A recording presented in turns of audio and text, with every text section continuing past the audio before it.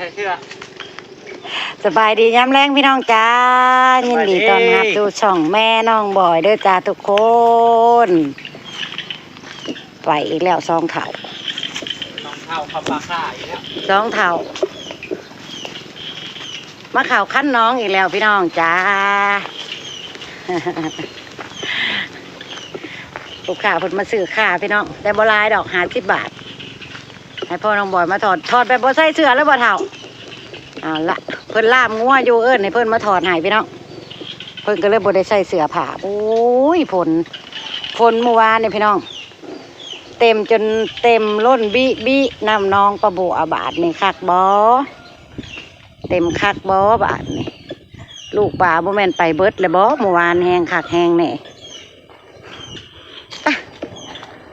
ตามลุงพรเขาปลาคาพี่น้องจ้ะพูดเข้ามากระใส่ปวรถพี่น้องเอ้ยขายซุมือหันไรพี่น้องบัวขายซุมือแต่กับมือบัวลาย150 40 20 บาทประมาณนั้นนี่แหละเพิ่นมาซื้อไปกินแรงแต่ละมือเพิ่นได้น้ำเต็มที่แล้วเพิ่นขึ้นไว้ใหญ่ไว้พี่น้องนอกเพิ่นออกลายค่ะเน้นเราลายว่าจะทอดเอากอเดียวเลยบ่เท่ามันมีกอเดียวบ่มันมีลายกอเดียวก็น้ำมันแต่กอเดียวว่ามึงนี่พี่น้องถอดเอากอเดียวใหญ่ไปยุกอแต่ว่ากอใหญ่ๆเด้พอน้องบอยเพิ่นสิขยายออกไปเรื่อยๆติดกันไปเลยพื้นที่มันหน่อยปลูกบงอื่นพัดอยากเอาไว้มันล่ามงัวพี่น้องเอ้ยล่ามงัวเลี้ยงงัวกะงัวประบัวกะมีเนาะขั้นทีเอาไปปลูกเครื่องปลูกของพังไปเบิดกับบ่มีมงให้งัวกินหญ้าซุมื้อนี่มันบ่มีแล้วมงเลี้ยงงัวไผก็เฮ็ดให้เฮ็ดหน้าเบิ่นเลยเลี้ยงพื้นที่ไผพื้นที่มันพี่ได้หน่อนี่งามๆเท่านี่นี่2 หน่อ 3 หน่อนี่ไปหมดงามกระโดดนี่รถชมมันใหญ่เรียกพี่น้องในมือได้สาขามมาอยู่นั่นตัวยอดมันทบลงอยู่นั่นเนี่ยมันพอหรือบ่พอจะปืดอยู่เพราะว่า50 บาทนะข้าวเดียวกอเดียวก็พ่อเกาะพันใหญ่เลยยาวไปกันเนาะเลยนับบึงสิกอใหญ่กอยาวเพิ่นนั่งล่ามงัวอยู่ล้างบ้านเพิ่นบ่ได้ใส่เสื้อประบัวเอิ้นเพิ่นมารถ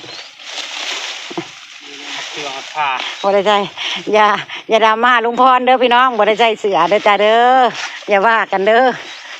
เร่งด่วนนั่นลูกค้ากระถาเอาอยู่หนาหันฮะอันเอ้ยแมวหันเด้เราจะเอาไป1กินแรงบ่ได้ไปส่งหรอกจ้ะเพิ่นมาซื้อเอาอยู่เงินนี่พี่นอพี่ก็งามนี่ดักดึงเด้เบิ่งพี่น้องประบัวดึงมันดูจังยอดเรียบร้อยพี่น้อง50 ลำ50 ยอดแถมอยู่พี่น้องแถมอยู่ป่ะเพิ่นถ่าผมเป็นข้าวถ่าแล้วเพิ่นบ่ใจเย็นคือเฮาได้บ่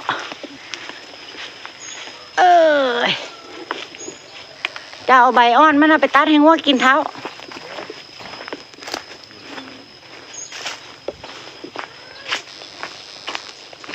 ใบอ่อนมันตัดให้งัวกินได้พี่น้อง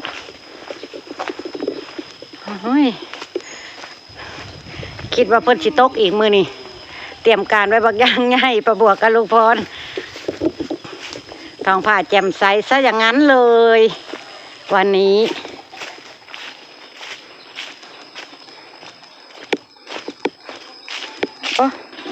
ไปปลากันไหว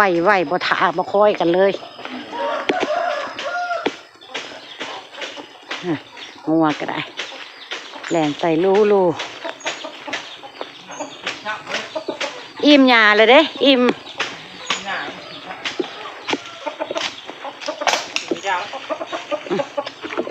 ยอดกระถินพอให้กินเพิ่นได้กินยอดกระถินแน่เลย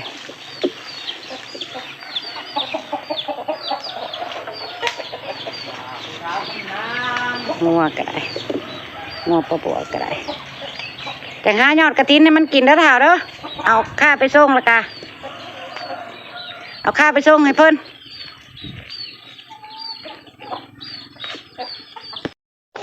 เอาลงมาแล้วเพิ่นก็มากินแล้วพี่น้องว่าประบอกก็มีอยู่ซ้ำนี่แต่พี่น้องเอาไว้บ่หลายเลี้ยงบ่หลายเพราะว่าพื้นที่มันแคบไปเบิดแล้วบ่มีบ่อนเลี้ยงงัวเลี้ยงหม้อแล้วพี่น้องมันได้ก็เพิ่นเฮ็ดให้เฮ็ดนากันเบิดแหละเอาไว้พอได้เบิ่งได้แยงเอาไว้หลายเกินกะเบิ่งมันบ่กุ้มบ่หุ่มเนาะหาหญ้าหาอยู่ให้มันกินบ่อิ่มแต่นี่กระจ้อยนี่มึงเนี่ยพี่น้องนาแรงให้เนาะบ่มีหยังกินเพิ่งสิได้กินหญ้ายังบ่ทันถึงเดือนซ้ำบ่จักนี่บ่มีเนื้อมีหนังในแต่ละโตแล้วก็ค่อยๆอ้วนขึ้นดอกได้กินหญ้าได้หยังแน่แล้วก็เลี้ยงก็เลี้ยงใส่หญ้าน้ำคันนาพี่น้องเอ้ยตัดให้กินแล้วบัดนี้นาแรงก็ปล่อยก็บ่ได้มีหยังกินดอกอย่างที่พี่น้องเห็นนั่นแหละแห้งแล้งก็ดอกบ่ได้มีหญ้ามีหยังปล่อยไปหน้าฝนหน้านั่นนี่ก็ต้องผูกต้องมัดต้องเลี้ยงตัดหญ้าอยู่ข้างหน้าให้กินบ่มีเดินเลี้ยงเลยพี่น้องเอ้ยเดินไผเดินมันงัวน้องบ่อยไปขาวงัวน้องบิ๊กปั่นให้นี่งัวแม่งัวพ่อ พ่อได้ไวแยงนะงัวกำพร้าที่แม่ตายปลานะบุญลงพี่น้องง่ายเป็นบ่าวเลยได้พักจ้อย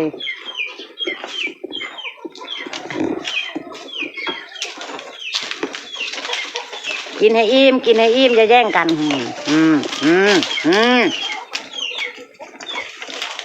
นี่หยาดกันกินอะไรเนาะบักรวงบักลายพุ่นนะ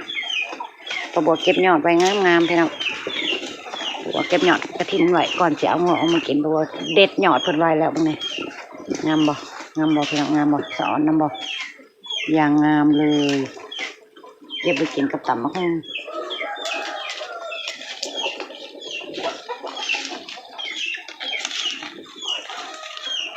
งัวกับบริเป็นราคาอะไรพี่น้องครับคือว่าแหละเลี้ยงไว้เบิ่งไว้แยงคือบริคิดจะขายดอก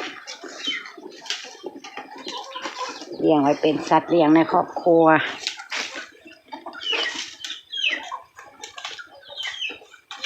พอน้องบอยไปทางไหนแล้วคำว่าที่ประมาณนี้พี่น้องเอ้ยเลี้ยงงัวเลี้ยงหม้อเกลือเป็ดเกลือไก่เจ้าคือหลายโพดเถ่ามันกินข้าวมือแล้วจักทังป้าพี่น้องจูดบ่ทันไหมงานกระทินนี่ก็เลยยังเปียกผมมีหัวนะมีหัวในสายไก่เพิ่นลายขากลายแน่กินข้าวมือแล้วก็สอบผมบ่จักนี่เถ่าฮะ2 ถ้วย3 ถ้วยพี่น้องว้าวแล้วว่าเลี้ยงพ่อได้แยงพี่น้องเอ้ยปันมาเห็นคักพุ่นน่ะจนลายหูลายตาโอ้ยดำอันนี้บ่พอได้แยงของเขานะของเขาอันนี้ก็ของเขาอันนี้ของเราอันใดของเขาอันใดของเราใช่หมากลิ้นไม้กับน่านเป็นแท้ๆเด้เป็นดอกเลยเด้น่านเป็นแท้เด้หมากลิ้นไม้ปลาบัวเนี่ยอยากกินกับตำมะฮุ่งได้เนาะ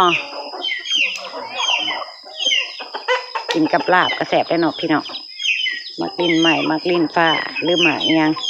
อีกอย่างหนึ่งเพิ่นเอิ้นกันเพกาบ่เป็นไก่พอดองบ่อยเลยจำพ่อปลาบัวบ่ได้ขายเขาเนาะพี่น้องเนาะขายมันดิลูกพ่อนแอบเอามาให้ไก่กินเบิด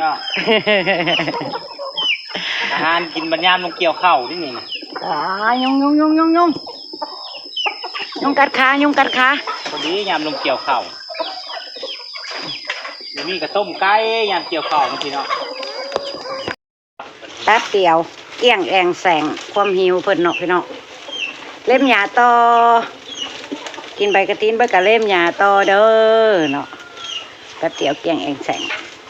ขนาดบ่หลายโตได้นี่พี่น้องหลายโตชิซ้ำได้พอดีทรมานเพิ่นซื่อๆหั่นแหละเลี้ยงหลายโตนะบ่อิ่มบ่เต็มหิว ซ้ำในพอดี เมื่อใดนี่ใบในนอนนี่แน่เก็บ เป็นแล้วก็เล่มหญ้าตามเดินนี่แหละต่อไปคำแล้วก็ต้องเอาเขาขอกเขาแรงกะอิ่มไปแต่ละมื้อพี่น้อง